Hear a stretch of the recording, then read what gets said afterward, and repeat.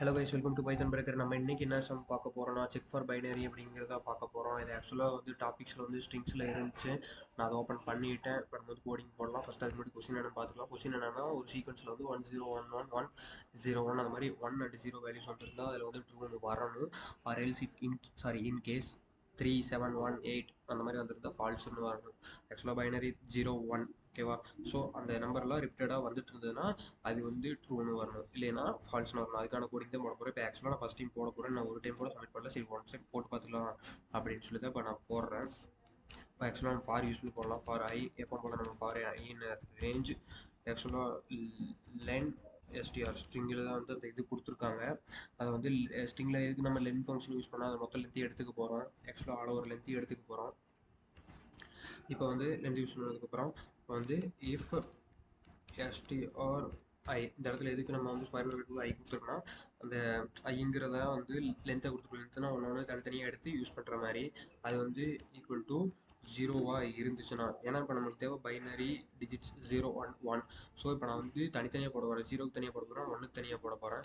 0வாக இருந்தால் கண்டினியூனா அடுத்து. For example உங்களுக்கு எப்படி சொல்கிறது, அந்த இப்போ வந்து ஃபஸ்ட் வேல்யூஸ் 0ன்னு இருந்துச்சுன்னு வச்சுக்கோங்களேன். அந்த இடத்துல செலக்ட் ஆகும். ஆனதுக்கப்புறம் கண்டினியூ ஆகும், அடுத்த கேரக்டர் போகும், நெக்ஸ்ட்டுக்கு போகும். எஃப் ஸ்ட்ரிங் அதே மாதிரி ஸ்கொயர் ப்ராக்கெட் போட்டு ஐ போட்டு ஈக்குவல் டு 1. இந்த இடத்துலையுமே கண்டினியூ கொடுக்குறோம்.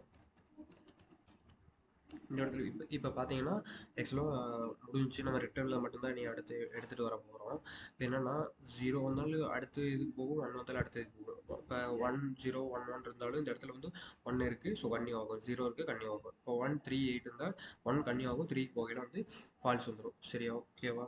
இந்த இடத்துல ஆக்சுவலாக நம்ம வந்து கோலன் கொடுக்க மறந்துட்டோம். Just no I check it. Okay, நம்ம கீழே வந்துடலாம். கீழே வந்ததுக்கப்புறம் கண்டிப்பாக அப்புறம் இப்போ வந்து இஃப் யூஸ் பண்ணியாச்சு. சாரி, இஃப் யூஸ் பண்ண அந்த இடத்துல எலிஃப் தான் வரணும். எலிஃப் போட்டாச்சு. இப்போ எலிஃப்க்கு அப்புறம் எல்லா இதுவும் முடிஞ்சு. ஸோ நம்ம வந்து எல்ஸ் யூஸ் பண்ணிக்கலாம். எல்ஸ் யூஸ் பண்ணி நம்ம வந்து ரிட்டர்ன் ஸ்டேட்மெண்ட்டில் வந்து இப்போ நான் உங்களுக்கு சொல்கிற தெளிவாக கேட்டுக்கங்க.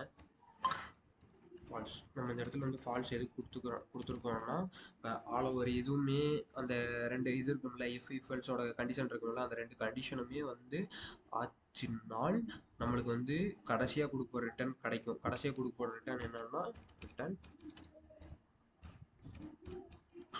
ட்ரூ இது வரணும். ஓகேவா? இப்போ இந்த ரெண்டுமே இல்லாமல் இந்த எல்ஸ் கிட்டே நம்ம ஃபால்ஸ் கொடுத்துருக்கோம்னா இந்த ரெண்டு இஃபெல்ஸோட கண்டிஷனும் செட் ஆகலைன்னா நம்மளுக்கு வந்து எல்ஸ்லேருந்து ஃபால்ஸ்லேருந்து முடிஞ்சிடணும். ஓகேவா? நம்ம வந்து கோட் ரன் பண்ணி பார்க்கலாம்.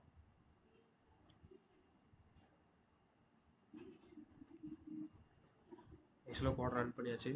இது வந்து சக்ஸஸ்ஃபுல்லாக ரன் ஆயிடுச்சு. அவ்வளோதான் கைஸ் ப்ரோக்ராம். இந்த மாதிரி நான் டெய்லி ஒரு வீடியோ போடுவேன். மறக்காம சப்ஸ்கிரைப் பண்ணி வச்சுக்கோங்க. Thank you guys.